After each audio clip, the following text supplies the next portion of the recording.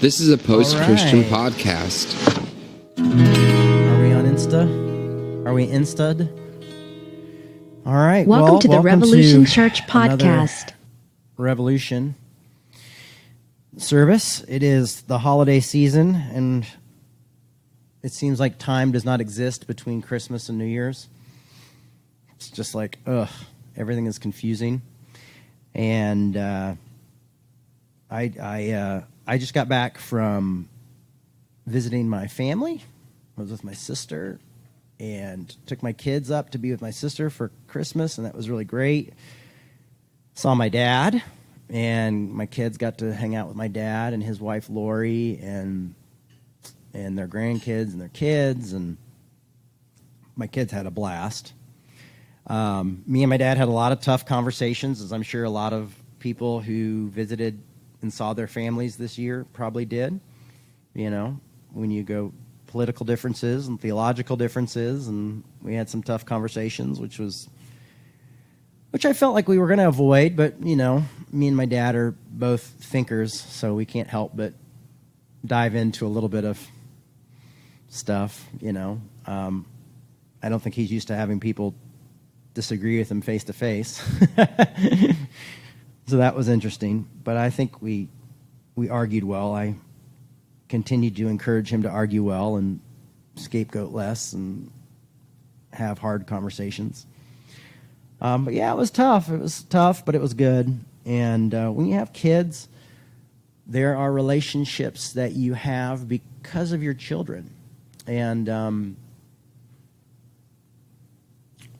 because your kids become the most important thing in your life. And it's, you know, they kind of keep you connected to people that you otherwise wouldn't stay connected to. And it's really a strange thing to go through, even with like co-parenting and things like that. You know, most people go through divorce or breakup without children, and you move on, and you know, you don't, you know, and when you have family and you want your kids to be connected to their grandparents and things like that, you stay connected and you do those things. And I will say this is that it's a bit of a character builder. You know, it's not such a horrible thing. It's tough. But at the same time, you know, I've said this many times, is life is tough and life is full of struggles.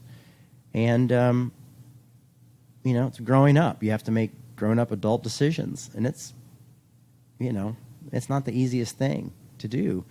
But I think it's worth it. I think ultimately it's worth it. And I think I've become a better person. And I think it helps allow me to be even more patient with those I disagree with, especially outside of that world, because I have that with my, you know, these relationships I am keeping with people because of my children. It allows me to empathize more with people outside of that world and who are critics and different things like that. And realize also that I'm able to have deeper conversations with some of my folks who maybe consider me their enemy or don't like me or don't like my work, but that I'm even able to have productive conversations with people who are just disagreeing. So it's, you know, it's a good thing. But yeah, so the holidays, woo, I'm ready for 2020. I'm ready for January 1st to get here because I just feel out of whack.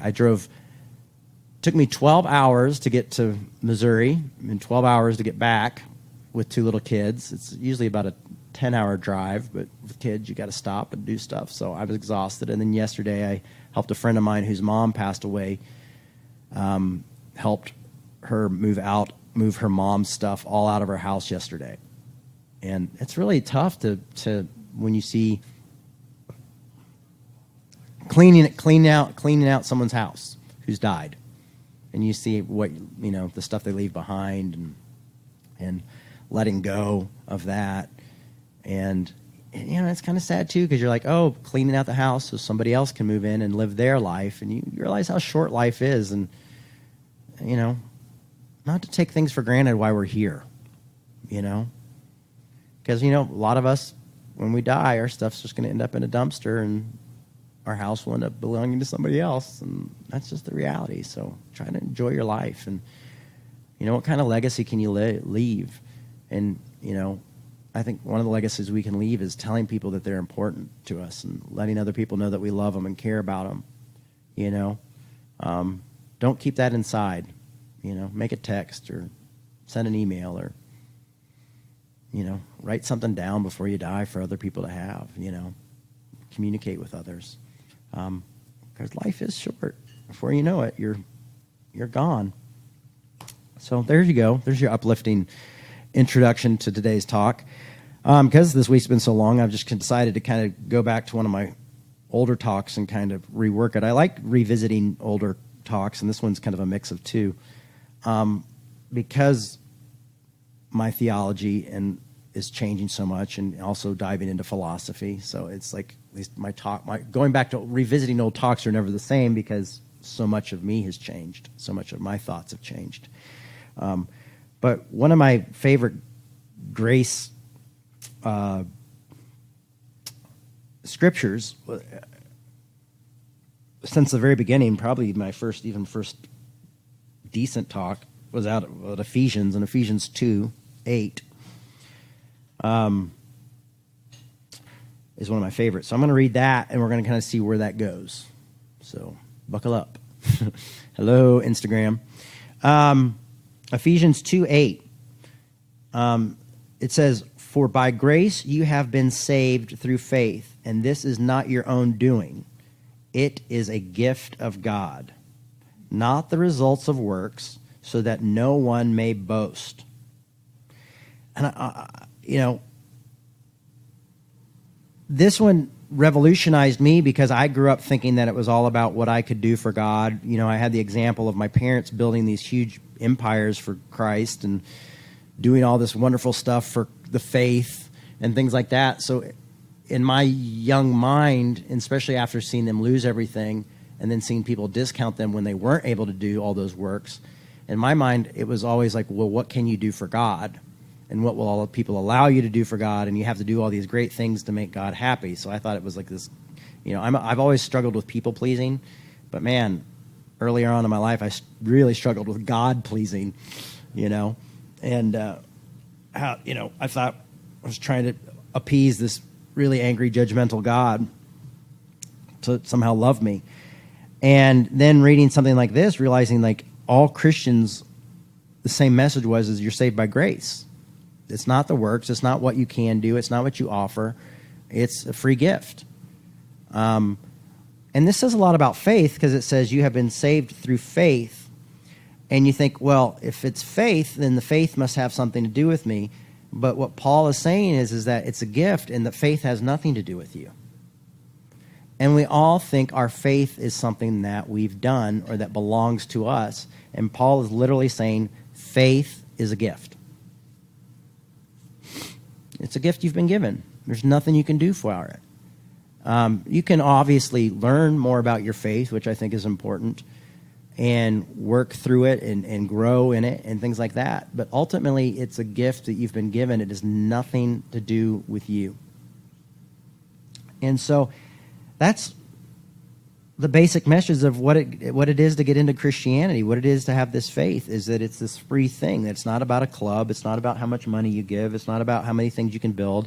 It's not about, I've only been with, one person my whole life and we got married and, whatever. It's not about I don't drink or I do drink or I don't smoke or I do smoke or I don't, I vote this way or vote that way. It's saying no, it has nothing to do with what you do.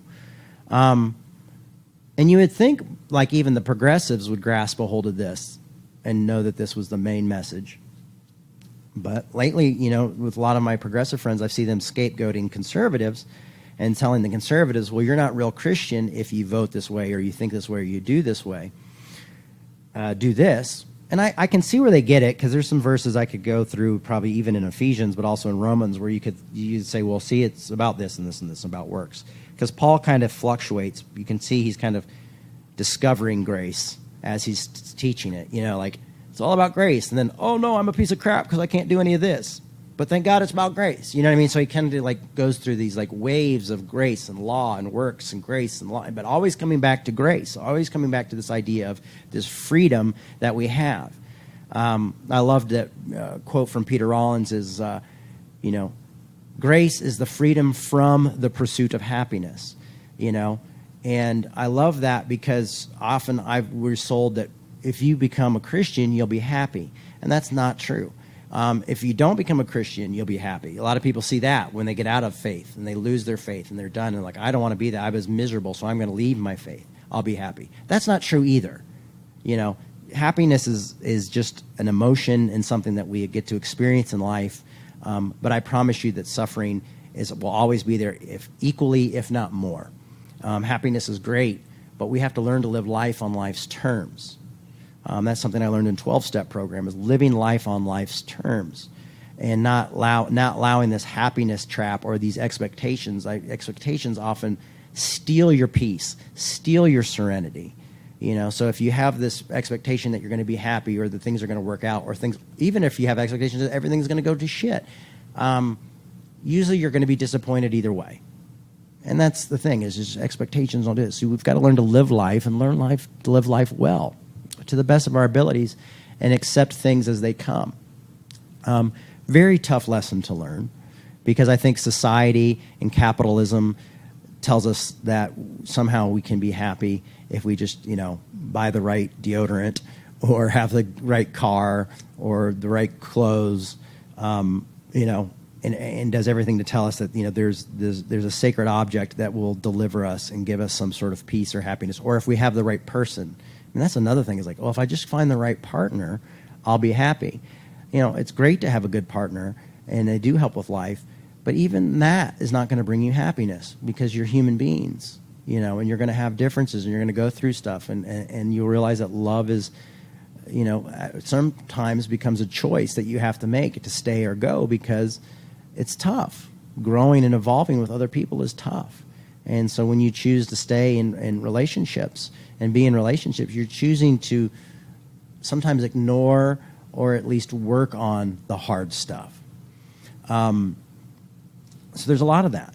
But coming back to the idea of grace, grace says you're accepted. And living a life of complete grace, giving those to people, sometimes is not as easy said as it is done. Because, you know, I've loved certain people in my life unconditionally, and I've realized that sometimes loving people unconditionally is not always the best thing for me.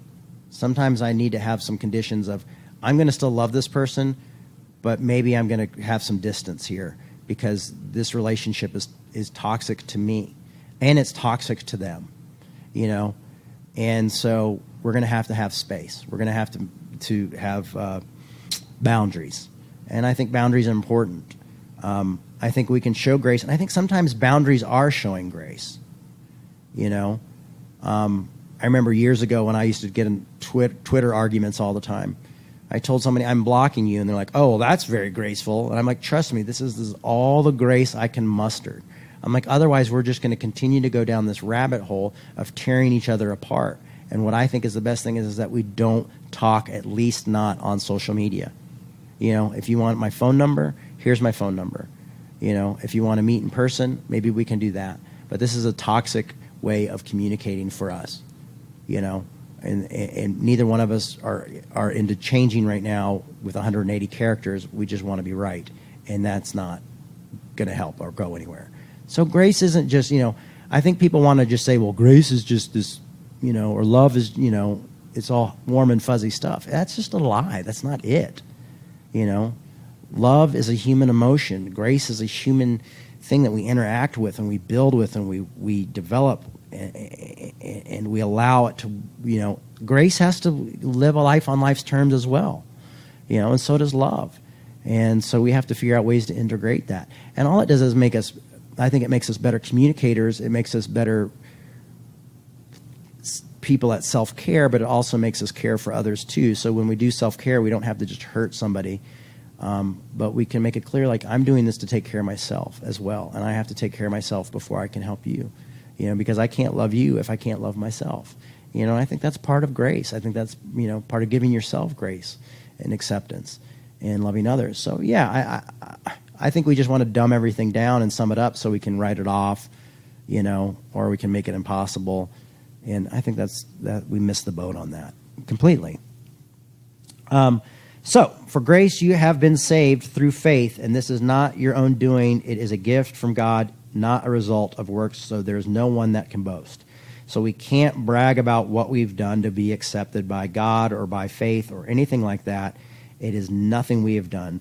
So people who want to show you everything they've done, or they want to say, well, look how I vote, or look how what I've built, or look at how many followers I have, or look at whatever, look at my success. Those are things you've done. That's not faith. That's just works. And, so works can play a part in your faith, definitely, and I think it's important, but I think it develops over time, but it's never the why you're accepted. And that's where I think, something greater than ourselves, something that's infinite, comes into our finite being. It goes on to say in 10, for we are what has made us, says, for we are what he has made us, created us in Christ Jesus for good works, which God prepared beforehand to be our way of life. So there's the good works, but it's saying even your good works are kind of the gift, a part of the gift. That's what comes along with the gift. It's like I gave my son, for Christmas, I gave him he wanted a remote control monster truck. So I got him a remote control monster truck, and that was the gift. And so he couldn't play with it at my sister's house because there was a baby there, and he, didn't want him to run over the baby and didn't want him to ruin all of the furniture. So we took time and went outside, and he had so much fun and all this stuff, everything, all this joy that came from the gift, And so those were what's the word I'm looking for? Those were fruits of the gift, if you will, him having fun, him having a good time, enjoying himself, and doing all that. But, and having that peace and stuff. And so we get the fruits, basically, is what I'm saying, is the works often are the fruits of the gift of faith and grace, is that we develop it and we accept it, and we are able to find that peace in ourselves of being completely accepted by that which is greater than ourselves, that which is infinite, to a finite being, which allows us to grow and enjoy things and experience things, and also learn to be able to struggle things and even endure things. And that would bring us back to, if you want to talk about love endures all. It allows us to endure and grow slowly, but those are products of the gift that we've been given. They are not the price. I didn't give him the truck going like, you have to enjoy this, because I had to feel like I'm going to give him this truck, he's going to enjoy it for 10 minutes, and then we're going to be done, But, oh, well, he wants it, and it's Christmas, so I'm going to get it for him. No, he loves the thing. I mean, he's just ecstatic about it, and that's the fruits of the gift, and that's really fun to see. But what are we called to be? What are these good works? So I'm going to jump over to Romans and talk about that for a second. We could go into all things. Of course, taking care of the poor, taking care of the least of these, all those, and that may be covered in some of these areas. But here, I like what Paul talks about in Romans about love. In Romans 4, it's not 14, is it? It's 12. In Romans 12:9, I'm going to go ahead and make a note to myself in my notes. In Romans 12:9, it says, let love be genuine. So, let love be genuine. Hate what is evil. Hold fast to what is good. Love one another with mutual affection. Outdo one another in showing honor. Now, could you imagine if we all did that?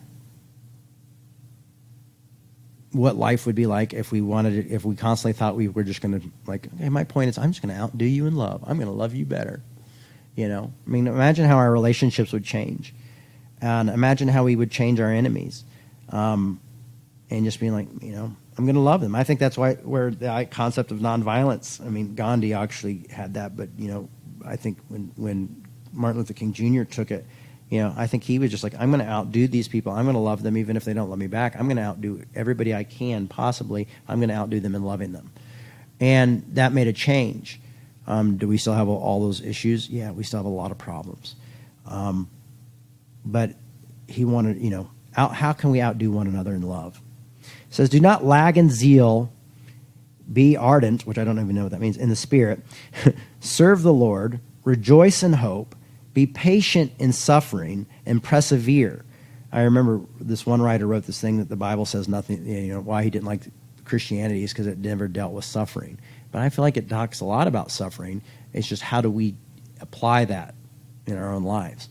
It says, rejoice in hope, be patient in suffering, and persevere in prayer. Contribute to the needs of the saints. Extend hospitality to the strangers. So these are the type of things that's talking about working, especially in this time. Like if you didn't show hospitality to a stranger in the Mideast 2,000 years ago, there's a good chance they would die. Sodom and Gomorrah was not destroyed because someone wanted to have sex with angels. If you look up the real actual biblical reason, it was because they did not, and I don't think that God actually destroyed Sodom and Gomorrah, but anyway, another sermon. It was literally because they did not contribute to the needs of the strangers. They didn't help those in need. They ignored the other. So, extend hospitality to the stranger, which is tough in this world because we're told not to. We're told not to trust people, not to take care of people. But then I see people like Vicky, who's not here today, but, always bringing in someone who's homeless and hurt and going through a lot and feeding them, and showing them hospitality, not with an if, ands, and but. She just goes, hey, come on in, I'll buy you breakfast. Showing love and hospitality to someone who's in need and who's a stranger and willing to take the chance that, this person might be mentally ill. This person might, say something that I don't like, but it's not about that. It's about showing them hospitality and love. So I like that. And I feel like, like I'm talking about old time religion here in a way, like these are the old time things, how do we show hospitality to the strangers? But how do we treat each other as strangers, with technology now? If they don't agree with us, we don't show them hospitality. We try to straighten them out. Like, in what world do we walk up to a stranger in real life and tell them, try to straighten them out? No, you get to know them. And then maybe you get to the point where you have a conversation, you can realize you don't agree on something, and then you have those conversations, and then you decide if it's going to make or break your relationship. You don't start the relationship going on like, who did you vote for? Now I've done online dating, and often that's on like if you're a Trump supporter, no need. Or I remember one online thing I read. She's like, if you have an issue with Trump and you're a snowflake, don't bother. I was like, swipe right. No, this is the one for me. And I had someone who liked me and I read their thing and it said, if you have tattoos, don't even bother. I'm like, did you even look at my pictures? And I was like, yeah. I'm like, did you not notice I had tattoos? And they were like, well, bye then. And I was like, bye. I like dating in the old days when we had to sit down with each other and talk to each other and kind of be like, hey, what's going on? Who are you? This is weird. I want to spend more time with you and I don't know why. Rather than being like, this online dating thing is like, now I'm showing my age, I think. But yeah, it's a bit weird. Bless those who persecute you. Bless and do not curse them. Rejoice with those who rejoice with you. So we've talked, I feel like I'm beating a dead horse when I ask people to bless those who persecute them. You can do that if you want, and you can do it if you don't want. It's literally, I'm going to give you say this is a suggestion. Paul probably would have said this is the way to live. I can't tell you how to live. I'm not Paul the Apostle. But I can say from my own life is learning to forgive my enemies and being even blessing them by willing to have a conversation with them has made a difference in time. It's made a difference in me, and I think I've seen it made a difference in people like that. And so blessing them doesn't mean like, oh, I'm going to buy you a car. You're my enemy. To me, it meant like, I'm going to sit down and have a conversation with you, and I'm going to be patient, and maybe buy you a cup of coffee, and hear you out, because that's a blessing to me when others do it for me. I felt like it was a blessing my dad when I went up and took his grandkids up and hung out with them. And for all other purposes, if we were just strangers, people would think we were enemies, based on our political beliefs and our theology differences. But we're not. And so, also, I was blessing my kids, because they got to go to a fun house that was full of Christmas stuff and got presents and had fun and got to be with their granddad and their cousins and their aunts and uncles. And for people who don't know, my dad adopted 5 kids. And so, they have a lot of, from the inner city. And, a long time ago, now they're adults, which is wild. So, and they have kids. And so it was really great to see that, and it's diverse, they're all Latino. And so it was really fun. And people don't always see that, like Jim Bakker's a son of a bitch. But, my dad's made sacrifices and done some pretty cool stuff for others too. But we don't like that. We want to think that someone's all evil or all good. You know what? And I haven't met either person. And I'm not all good. I promise you. I can be conniving and up to no good sometimes and be jealous and angry and hateful and get revenge. And you won't see it because I'm so cunning. I'll get revenge in small little ways, But I try not to do that. Weep with those who weep. Mourn with the mourning. Live in harmony with one another. Do not be haughty, but associate with the lowly. Don't think you're better than other people. Be willing to associate with other people. The lowly. People change because we have relationships with them. And I think one of the things would be is like make room. Good works would be making room for people to change, and when they change, celebrate that with them and rejoice, rather than be like, it's too late. You shouldn't have done that. Like the article came out where in Christianity Today, the guy was like, Trump should be out of office, should be taken out of office. And it was funny to see like people were like, well, he was retiring and it's too late. We just had to have like the little asterisk always of like, just too late. Oh, you changed? Too late. You did what we wanted you to? Great, but that was too late. Come on, folks. That's a bad relationship. Or that's like a breakup. Like, oh, you changed after we divorced? I'm sorry, it's too late. We tried. I get that. But when you're saying like a movement and a revolution and trying to make up, a thing going, oh, you've come around and you're not racist anymore, or you're not heterosexist anymore, or well, great, or you don't, you don't think that book you wrote about kissing, dating, goodbye is relevant anymore, and you've changed, and great. Well, let's move forward and let's celebrate the change. Let's be glad that you've changed. I mean, do you think Paul the Apostle would have been accepted today? He killed Christians, and then he became the biggest Christian. Like, I would not understand Jesus had it not been for Paul. So Paul, besides Jesus, is probably the most influential Christian. Do you think he would have been given grace now? There probably would have been pictures of him like punching, videos of him like Instagram videos, Twitter videos of him like punching, Facebook, YouTube videos of him like punching Christians. And be like, can we listen to this guy? Of course not. I'd be freaked out by him. I'd be like, wait, that guy? Really? This is the dude. But thank goodness it wasn't now. Do not claim to be wiser than you are.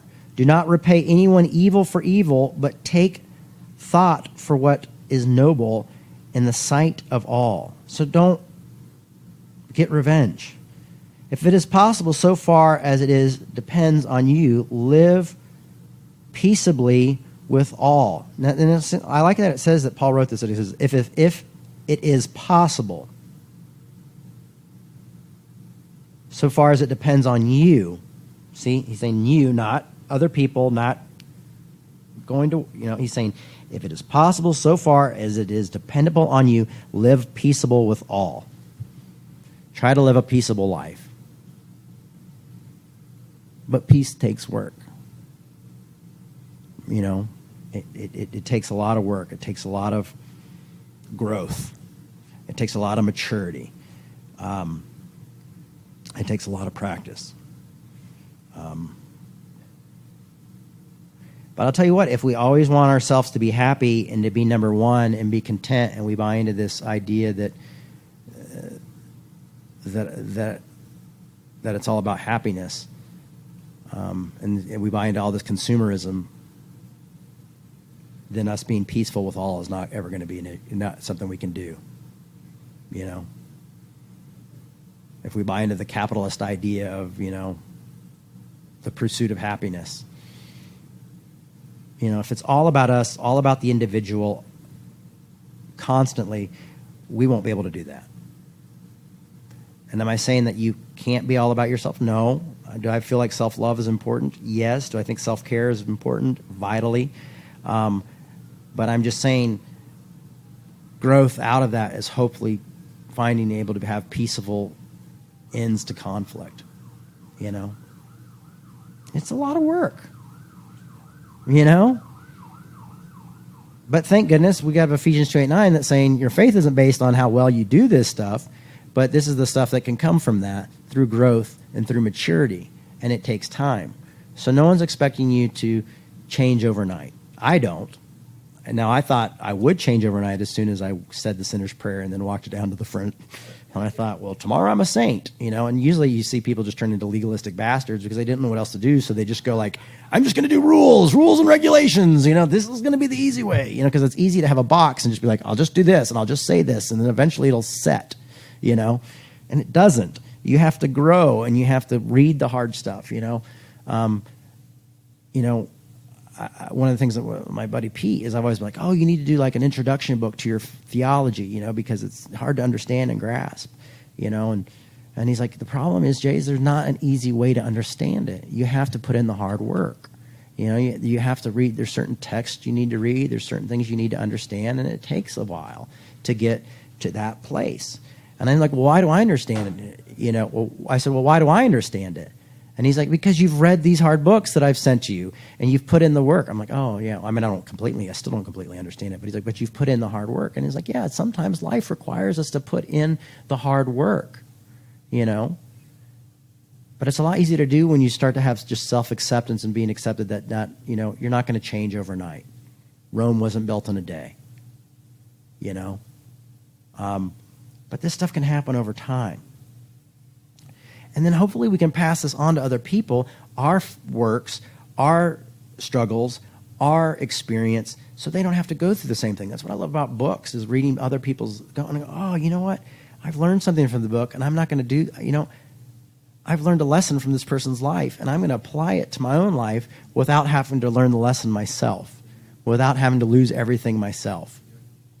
Isn't that great? I mean, that's why we come to church. It's because we want to, you know, and we come to church because we like each other and things like that, but we also go to church because we want to learn something. Well, we want to learn something is so we can learn how to do it without having to make all the errors that person did to get to that point, you know. I mean, science and philosophy and theology, we read these books because these people had to, you know, come up with a million other ideas and fail 1,000 times. And we don't want to fail 1,000 times. We want to read, like, how did they get there? So I can get there now rather than having to go through all the hard stuff, you know.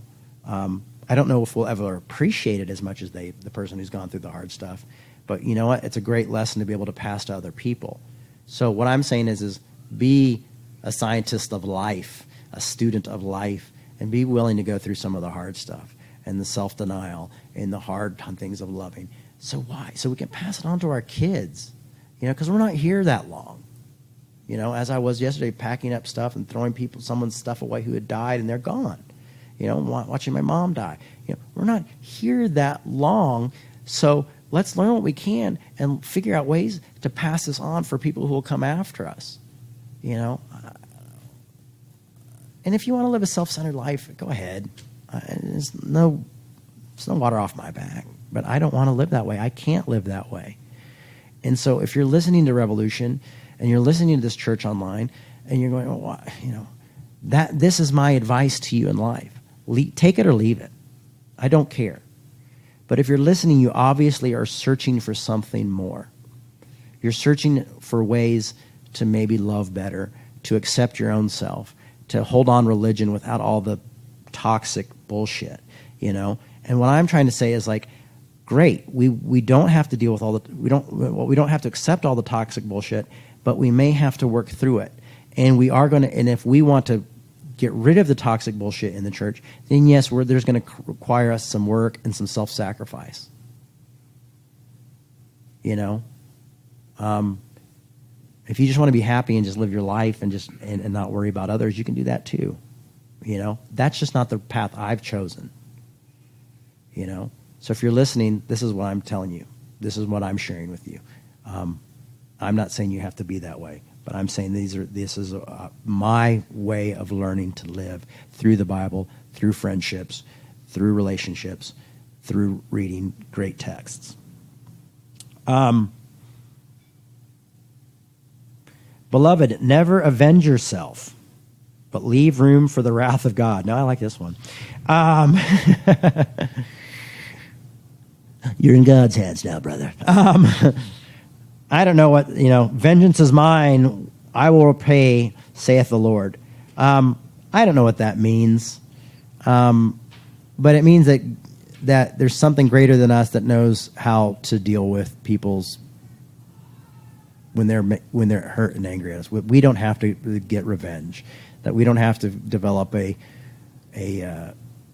computer program to hack their internet, or or we don't have to do things that are going to hurt their life, or not work with them. We don't have to. You don't have to get revenge.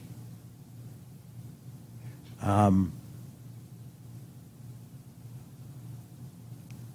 revenge, I've found when the times I have feel like I've gotten revenge in my own life, it was never as powerful as when I forgave someone. For me, forgiving someone was always seemed to have more effect on me in a positive way, and even on the other person, even though they may not have changed. Sometimes I've forgiven people, and I've forgiven them 1,000,000 times, and they haven't changed. And that's really tough. Or they've changed a little, or the relationship just does get a little bit better, but it's still a lot of work. But I found that to be a lot more productive than getting revenge or just being like, oh, well, you didn't give me that? Well, I'm not going to give you this. Well, you didn't do that, so I'm not going to do this. Well, you did this? Well, I'm going to do that. Life's too short to be like tit for tat, like keeping score. Why would I want to do that? That's what I thought God was doing to me, and I hated God. And I thought God hated me because God was a scorekeeper. Why do I want to be that? Why do I want to be the scorekeeper? That's why I couldn't be around conservatives most of my life, and growing up in the conservative church is because it was all about rules and regulations and keeping some record. And they justified it. Then I realized that biblically it wasn't justified. So then why do all of a sudden like a dog returning to vomit, why do I return to that process? Well, the reason is that's a lazy process. And so it's just easier to do, is keep this record. But now that I'm progressive and I'm open-minded and I have no grace, my record keeping must be just. It never is. It just makes me miserable and keeps me up at night, thinking of ways that I can look loving and still get my revenge. So then I just become a manipulator. How can I manipulate grace, and how can I manipulate love? I'll be honest with you, probably my first few years in ministry of grace was me trying to get revenge on the church for how they treated my family for not showing grace. And so I wanted to be like, you guys all got it wrong. I just basically wanted to be like, you don't understand Christianity, you're wrong, and you're bad because you didn't show grace. And then what I realized is that I needed to forgive those people. I didn't need to go exact my revenge on them. I needed to say, oh, well, here's grace. I've got it. I want you to have it too. Let's change together, rather than saying, I became Batman. My parents were destroyed and killed in an alleyway, and so now I'm going to, be a hero, act like a hero, but really I'm just getting revenge. And I've just got a lot of really cool little gadgets to figure out how I can figure out that revenge. But everybody thinks I'm a hero. It's not about getting revenge. No, if your enemies are hungry, feed them. If they're thirsty, give them something to drink. For by doing this, now I like Paul, because Paul always does this. Paul's like, oh, forgive people, blah, blah, blah, love them. And then he's like, and those who want you to be circumcised, I wish they'd castrate themselves. So he's saying love them, and the next thing he's like, I wish they'd cut their balls off. You know what I mean? This is Paul. Here's a Paulinian quote to a T. He's saying, show them love, give them water if they're hungry. And then he goes, you will be heaping burning coals on their heads. You know, so he's like, so see, by loving them, you're getting a little bit of revenge, you know? So even Paul has that train of thought, you know? And to me, I'm like, I guess I'll be heaping coals either way. I'm either going to heap coals by revenge, or I'm going to heap coals through love.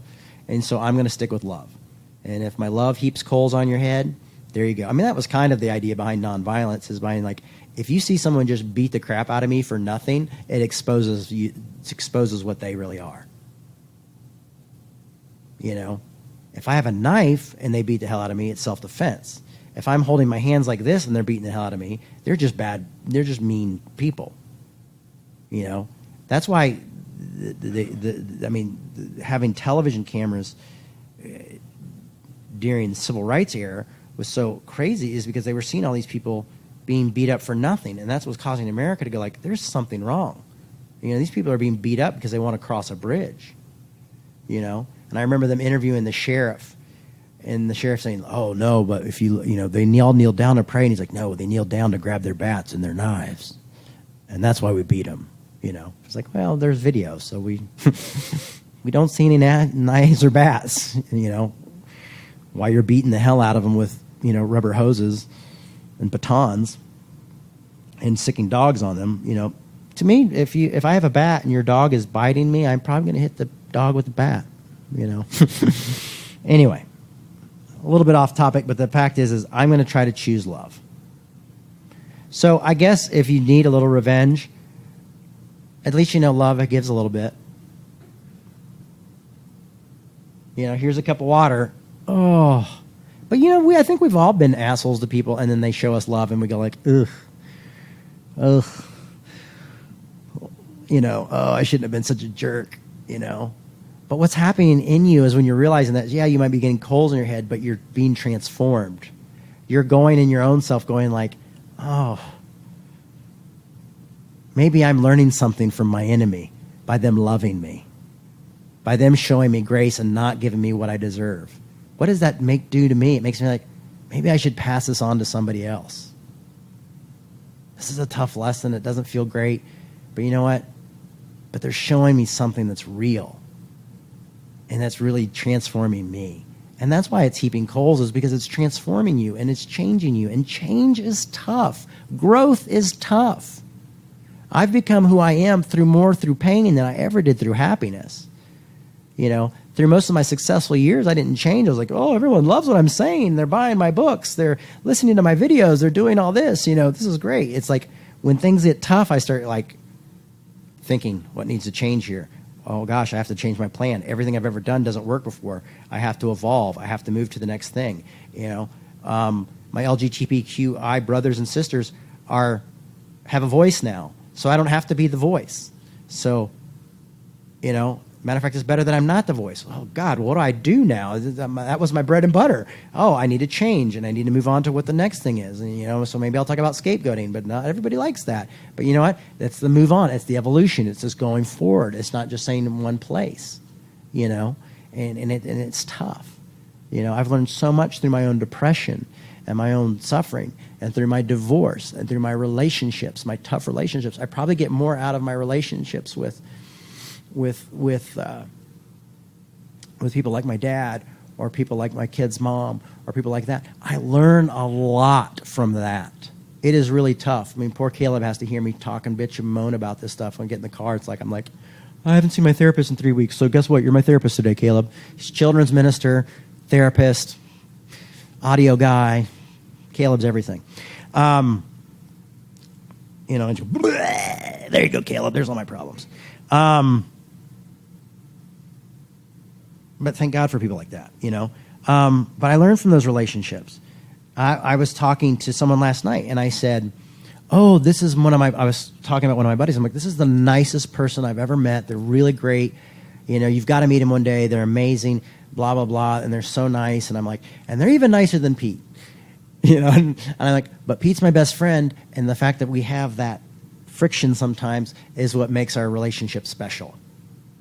So even me, I've chosen like this person I want to be with all the time, my buddy Pete, because we have this relationship that's not easy and that is fun and is great, but we also deal with the hard stuff. And then I was like, and then there's this relationship here with this person who likes me all the time, but for some reason, I'm not always in that friendship.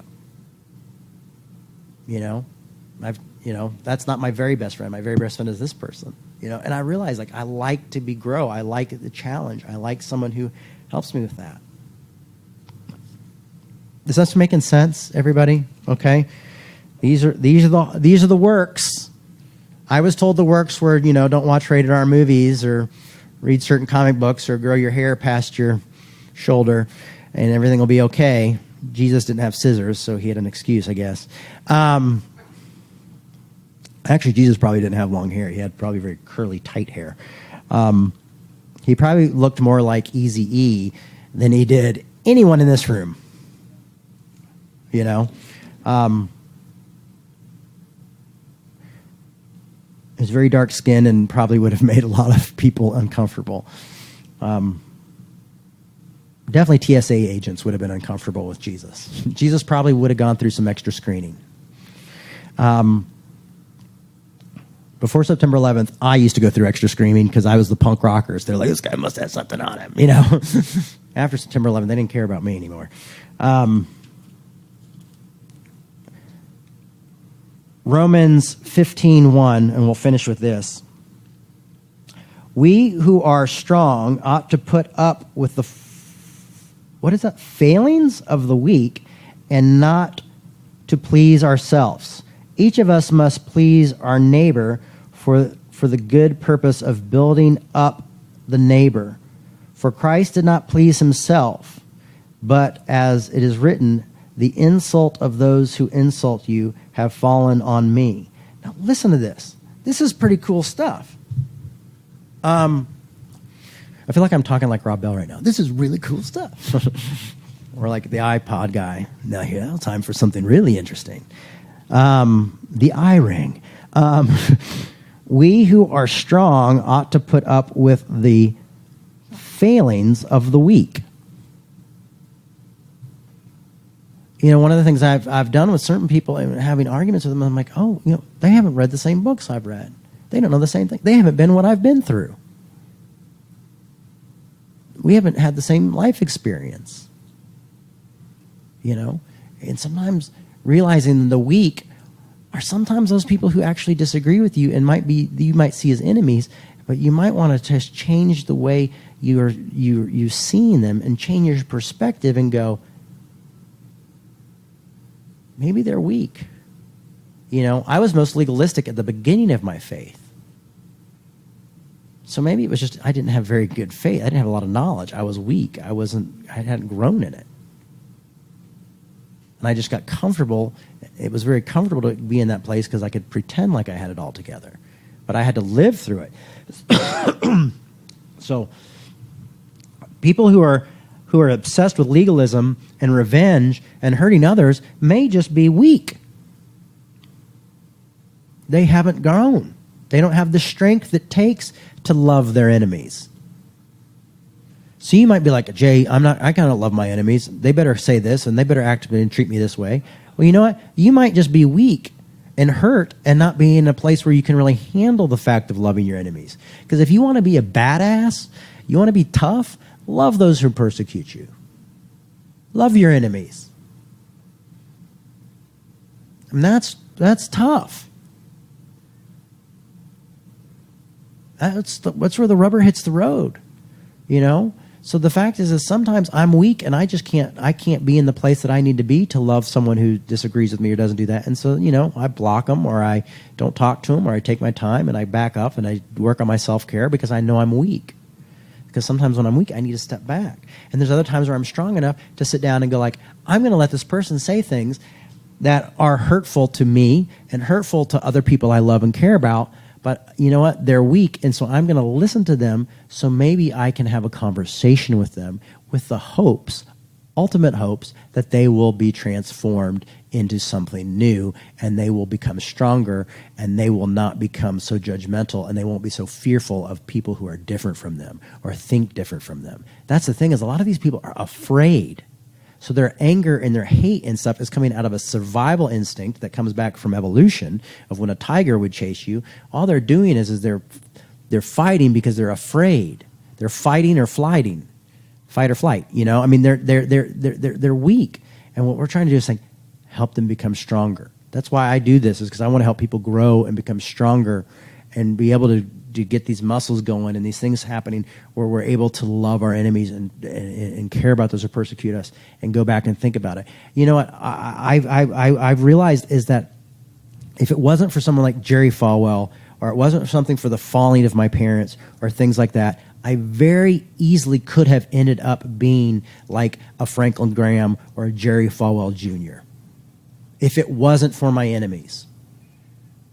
Today we were talking, me and Caleb were joking about people who like leave the church and are really hurt and angry and blah, blah, blah. And I'm like, but at the same time they're living their best life. I'm like, you should maybe write a thank you letter to your youth pastor who was so mean to you because you didn't become them. Because you were able to be exposed to such bullshit, you realize that you weren't going to live a life of bullshit. But that came through pain and hurt. But you grew out of that. And I want to go back and say, think about heaping hot coals on somebody. I'll go back and be like, listen, hey, I just want to thank you for what you did in my life because I'm not like you. I'm free. I read interesting books and I live an interesting life because you were an asshole. And I'm not an asshole because you were an asshole. I mean, think about that. How much do we really owe to our enemies for allowing us and making us into people we didn't want to be? It's people who judged me and hurt me and told me I had to be a certain way that now I'm like, no, I don't. And I don't have to be that way. And I'm not going to ever be like you, that I am the person that I am.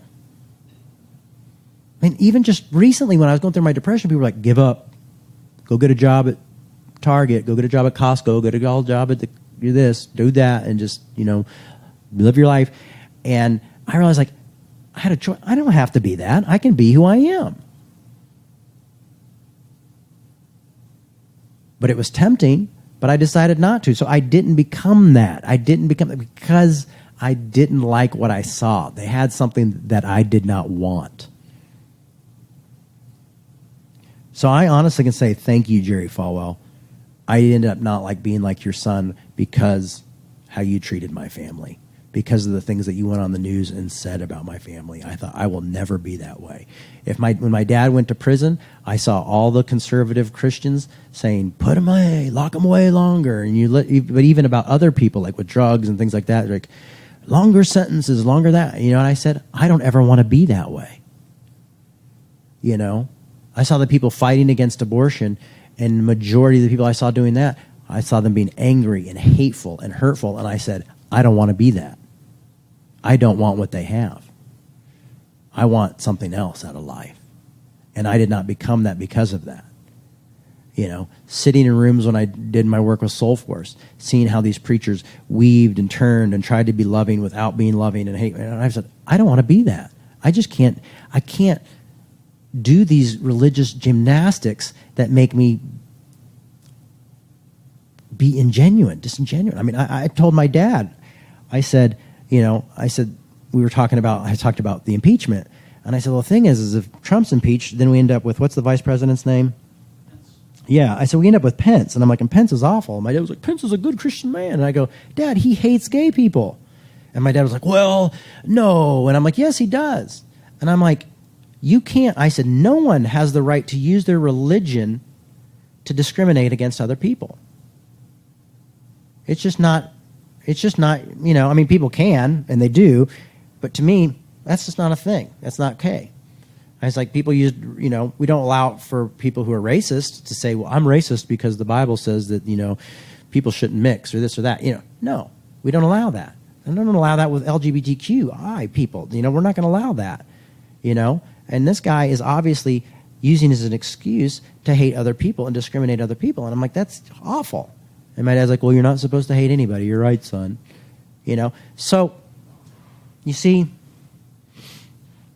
the idea is I don't know, I guess be careful what you wish for, but allow yourself to grow and be molded. And I know not everybody's ready for this, and that's why I said take it what you can and leave the rest behind. And that's what I've done when I was really involved in my sobriety. People would say that in the rooms that I would attend. Take what you need and leave what you don't. And there was stuff that I left for a while and then picked up much later. And go, oh, this is how I picked it up. But I needed A, B, and C before I could pick that up. So I just took what I needed.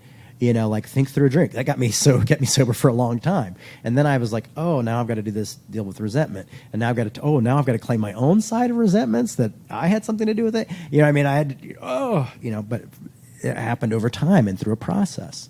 And to me, that's what faith is. I think we see so much toxic faith is because we see people who are lazy with their faith.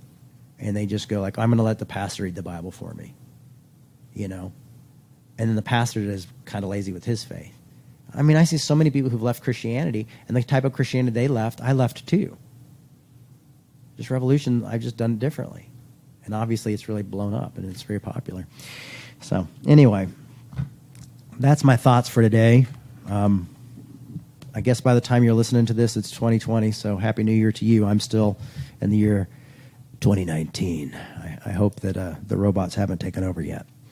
So good luck with that. And we're going to do Afterglow. Did we have any questions on the old Instagram or comments? I had a lot of comments throughout. I prefer not to have any of the comments. No, just kidding. They're all nice. I know, I'm just kidding. Sean was very vocal as usual. He said, you are not who you might have been if you still lived in Heritage USA. Yeah.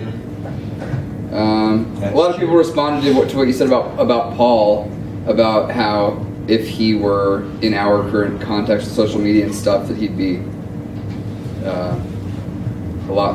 he'd be a big turnoff, I guess. He's still a big turnoff to a lot of people. Yeah. It's true. That also comes from understanding which is Paul and which isn't Paul. Yeah. Is that it? No, so nothing? I have a couple of thoughts. Okay. Surprise. Thoughts from Gail? I don't know. I think the whole... Oh, come on, Jay. I'm not. I know. I just always have self-conscious, yeah. But, I don't know. I think the whole Ephesians 2:8, like that passage is... for me, it was a big thing growing up in the Southern Baptist tradition of like, is it grace or is it works or is it grace? Is it by faith or is it by works? And I think maybe not seeing that as a dichotomy and seeing it as like the fruit of the Spirit or like the fruit of grace, it's going to happen in its own time, and you're going to want to be a more positive person, a more loving person, a more graceful person. As a result, as a natural evolution of your own worldview. Yeah. Instead of being like, oh, I have to check these boxes so that I can be saved from hell or go to heaven or whatever. I'm just becoming really disinterested with the question of an afterlife. Like not with arguing one way or the other, but just with the obsession of it. Like I feel like saying, oh, how do I be saved? And maybe even finding a way to redefine that term of saved, as an earthly, as a physical, as a present thing, how I'm interacting with the people around me, not like the eternal fate of my soul. And seeing that, like, maybe if I embrace grace and love in my life, then I can change. Yeah, change. Change is a better word than saved, I think. It's a lot easier to swallow anyways, for whatever reason. It saved me from being a legalistic asshole. How about that? Yeah. Yeah, and the whole grace versus works thing, I think, is a very legalistic way to approach that passage of Scripture in the first place. Anyways, hold on, we got some Galatians will touch on that. I have absolutely no interest in the afterlife. Yeah. I don't give a shit Yeah. what happens to me in my afterlife, because I got enough going on, positive and scary, in my current life, and I have faith. Whatever's going to happen is going to happen. Yeah. And so it's, are you going to heaven or hell? I have always said I don't care. Mm-hmm. At the park, when they have the Christians there saying, we'll pray with you, I go up to them and say, hey, how about, will you pray with me? Let's kneel down right now. So, fundamentalists, boy, when you say, let's kneel down and pray, that's a rule. Yeah. And then I'll say, God, thank you for making us straight and gay. Thank you for all the forms of love that you allow us to have, and bless these people and help them to discover the truth. And they can't say anything because it's in prayer. Yeah. It's except one lady, 2 years in a row, there's one woman that'll say, okay, stop this, that's not right. But the rest of them, when you're in prayer, you can't do that. But this lady has enough anger in her that she will. Yeah. She interrupted your prayer to correct you? Yeah. You're praying for the wrong thing. Yeah. We have quite a few questions here now, Jay, and I'll try not to back It's also out. very cold in this room, I just want to say. So, Angel says, Jay, any conversations with your dad that you treasured from the holiday? That had nothing to do with the talk. I just treasured him holding my grandson and my granddaughter, and him being with the kids. I just treasured that. I have a picture that I took that they sent me later. First, I got one picture from my dad with me and him looking like we were arguing. That was it. Then finally, somebody else sent me another picture, and I put it on Instagram. It might still be on there on my story. It's my Milo on my shoulders, and my dad sitting next to me, and we all look kind of goofy. And I realized it's like 3 generations of bakers, and I cherished that moment of seeing, oh wow, there's 3 generations of us. That's pretty interesting. So that was nice. Jay, if you identified as queer, would you still be able to maintain a relationship with your dad? Any tips for queer folk to have grace in their familial relationships? Yes, I'm sure I'd be able to still have a relationship with my dad. Yeah, he. I'm worse than that. I'm a heretic. So, in his mind, you know what I mean? Worse than being queer? Here's queer. Here's heretic. Yeah, heresy is kind of, he's afraid I'm a heretic. So, no, I think I would. I think my dad is a loving, tolerant person. For queer folks, what is my advice is, self-care, take care of yourself, deal with the demons that come with rejection and hurt and pain. But when you're ready, and if you are ready to go back into a relationship with your families, even ones that don't agree with you, sometimes being in a room with someone who I know doesn't agree with me but still loves me is a pretty powerful moment, because I'm going like, I know they think this is wrong, but they still love me, and it speaks loudly that they are able to still we are able to agree to disagree and still have love. And to me, sometimes that's a greater example of love than being in a room with a lot of people who think I agree with me completely and love me. Of course they do. Anybody can do that, But to be in a room with people who love you and don't agree with you, and you don't agree with them, is pretty life-changing to me. Now, if you came out when Tammy was alive, I think she would have said, oh, Jay, that's wonderful. I hope you find a good partner.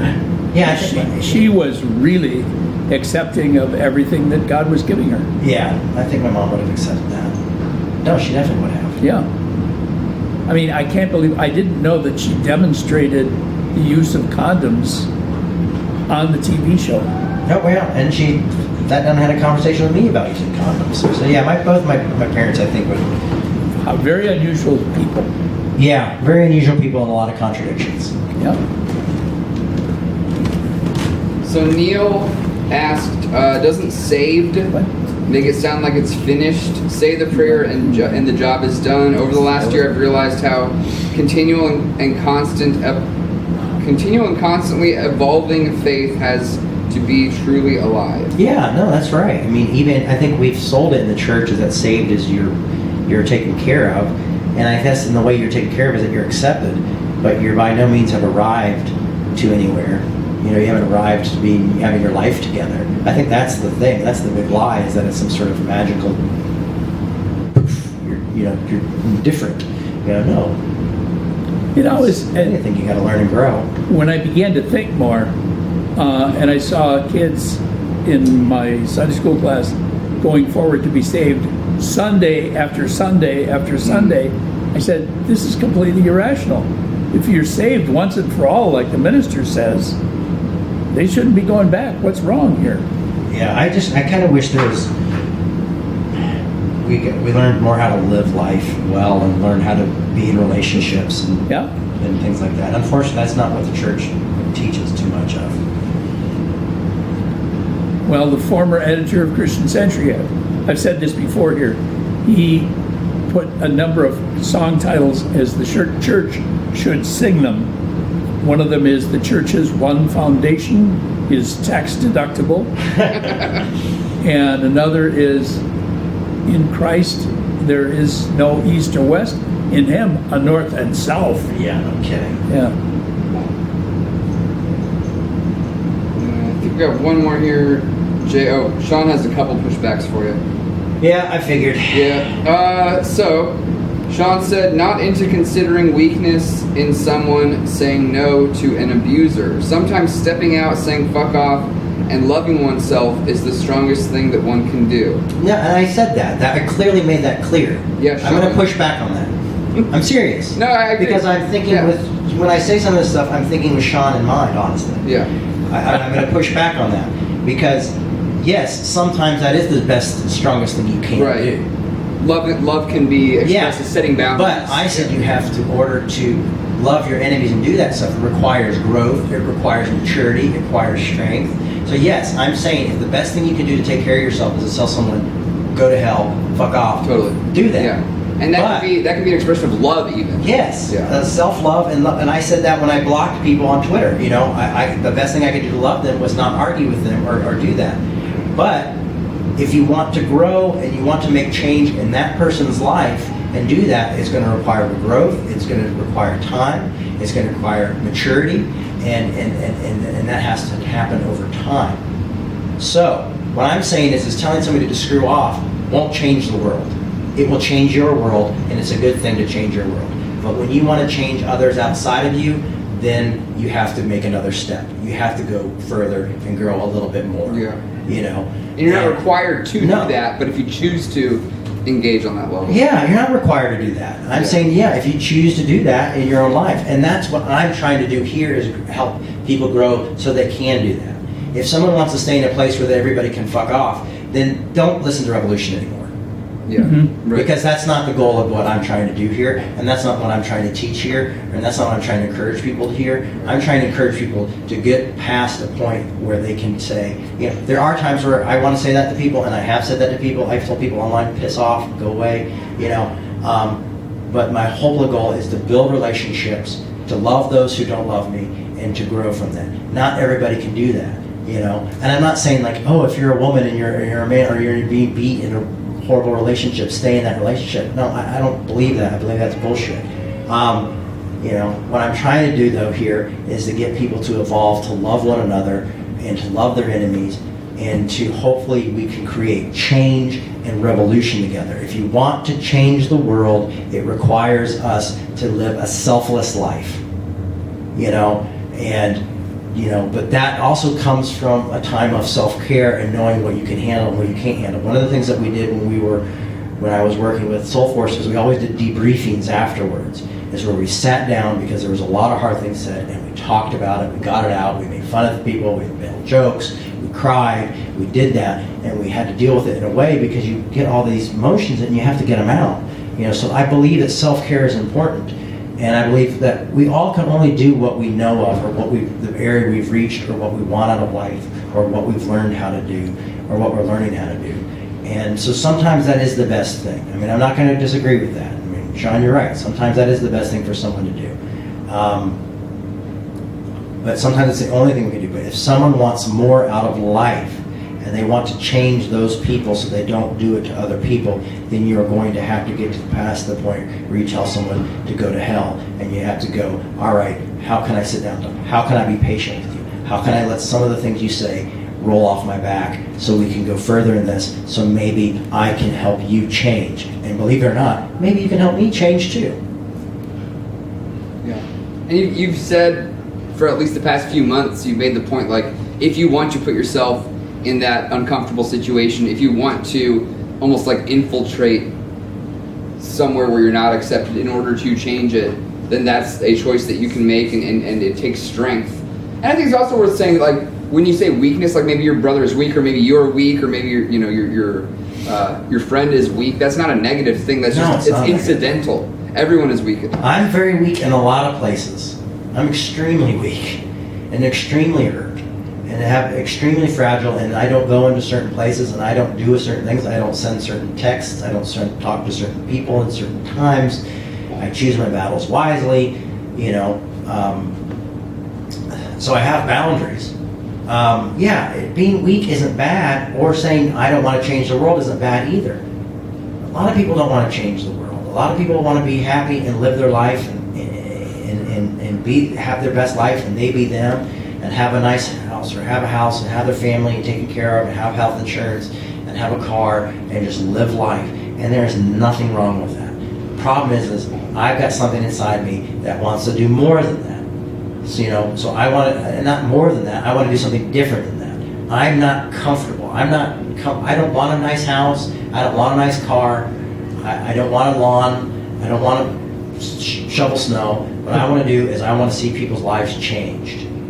I want to see my enemies change and become better people and not exist anymore. I want to see discrimination end. I want to be the person that helps that person you told to fuck off to change, so then one day they come back and go, I'm sorry for the way I treated you. Yeah. That's what I want out of my life. And that's what I want to teach people here and encourage people to do in their own lives, and to search and to question things and to do that. So that's what I'm trying to do, is teach people how to evolve in that area. I'm not a self-help guru in a way. More of I'm a person who's saying, let's go out and change the world, and let's do it together. Does that make sense? I think so. I'm not, Any more pushback? Well, Sean had one more follow-up real quick. He said, or they said, but saying fuck off to me did help me change. So I think that Sean's just saying that saying fuck off to someone can be productive. Anyway, just one last one real quick. Rob joined us, our buddy Rob, and I don't know if it's fully on topic, but just asked, how do we answer, I guess there's something going on in Rob's life right now. How do we answer questions to those who strongly believe in hell, and how do we share with them God's love, and what is it? God loves us all, and we all return back to God, not to hell. Do you have any Bible verses you can share with someone who believes in hell? Not off the top of my head, but a simple Greek-Hebrew word study on the Gehenna and Sheol, and just looking at those and saying, okay, which hell are you talking about? That's always a good place to start. And I'm going to go back to the pushback of like telling people to screw off. I've been in an area in my life where it's been growth for me to not be a people pleaser and to tell someone to screw off, or tell someone to shut up or not talk to me, or leave me alone or whatever, or just save my peace and just leave it at that. And that has been growth for me. That didn't just help me grow. That was a growth moment of saying, I can disagree with this person, and I can disagree with them harshly. And that's been a big place for me, because I've been a people pleaser, and people pleasing and avoiding confrontation has led me into a bad place. So being able to stand up to myself and tell someone to just leave me alone, or that that's not okay, has been a huge area in my life. I get that. I agree with that. The same thing, though, the same person, if I think in my head who I told that to, is someone that I have to be in a relationship with. So what I'm doing is saying, I know there's always going to be a relationship here. I'm just going to make boundaries in this relationship. So I think making boundaries is important. So to me, telling someone to leave me alone wasn't never talk to me ever again in this whole wide world. It was just, this is unacceptable, and I'm not going to be treated this way anymore. So I don't think there's a problem with that, you know. So yeah, I mean, it's just I think for us to try to say that, you know, each situation calls for different action. So I think for me to sum it all up and say that we have to make everybody better, we have to do this, we have to change the world, we have to do this, and this is the only way, would be wrong. And I think it also to be say, for me to stand up to myself and tell them to sort of draw and handle every person that way would also be wrong. I think we have to think broader than that and say that each situation calls for a different way of acting. And I'm going to react and act based on your personality, about who you are, what's at stake. Does it have to do with me, or does it have to do with the broader sense of humans that I love and care about? You know, so how I react in a situation is always going to be different, because we're humans and we're complex and we're able to think that way and act that way. And so I'm not going to give the same reaction. I'm not creating a law of, this is Jay's law of how to react to people. What I'm saying is each situation is going to call for a different thing. Guess what? Good luck with that, because that's up to you to figure out how you handle each person differently and uniquely. There are some people that I'm going to say, no, leave me alone. When I was talking to my dad, I literally this last time, I sat down with my dad and he said something to me and I said, no, stop talking right now. I've got to tell you something, A, B, and C, before you say anything else. You know, and I did that with him, and I knew I could at that point. And there's some people who I talk with and have relationships with that I would handle that completely differently, because there's different things at stake.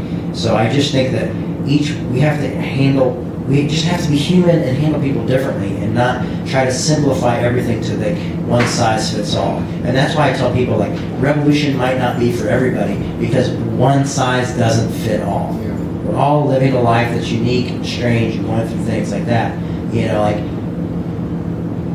So I'm just trying to share my experience, strength, and hope of where I'm at and where I've gone and what I've gone through in 23, 24 years of ministry, and then given the 20 years before that of life, and trying to share that with other people.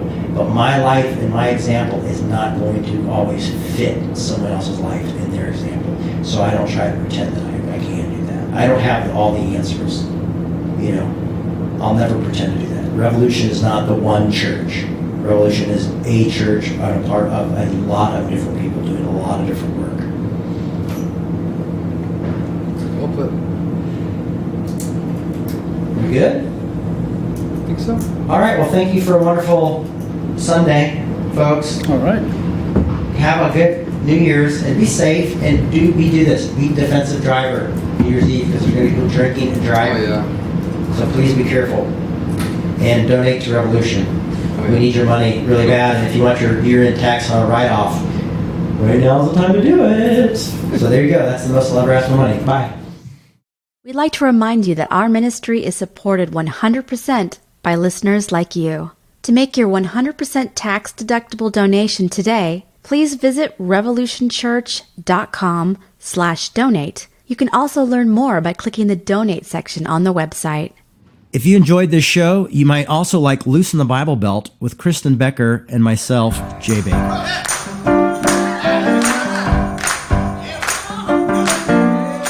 We're living in a society that's like money buys comfort and ease. Yes. And at the core of that, it's trust, right? I mean, it's a mistrust of allowing yourself vulnerability. Yeah, and you see both sides doing it. You see the progressives want to be comfortable with their life and say, all conservatives are bad. And then you see the conservatives doing it and they want their way of life. And they're both seeking comfort. And what we've been talking about doing with the Loosen the Bible Belt podcast and tour is saying we want to create a space where people can come and be uncomfortable and disagree well. And we've lost the art of disagreeing well because we all want to be taken care of and be affirmed. And it's like, when are we going to grow up? It's not about being happy and comfortable, not for the progressive and not for the conservative. Yeah. And in fact, right, that tension that we cannot handle actually creates more animosity. Yes. Right. We begin to dehumanize the other that we disagree with, to the point that we can no longer, we We can't even sit next to each other and worship the deity together. That's pathetic. Superstition, prayer, spirituality. That was a post-Christian podcast.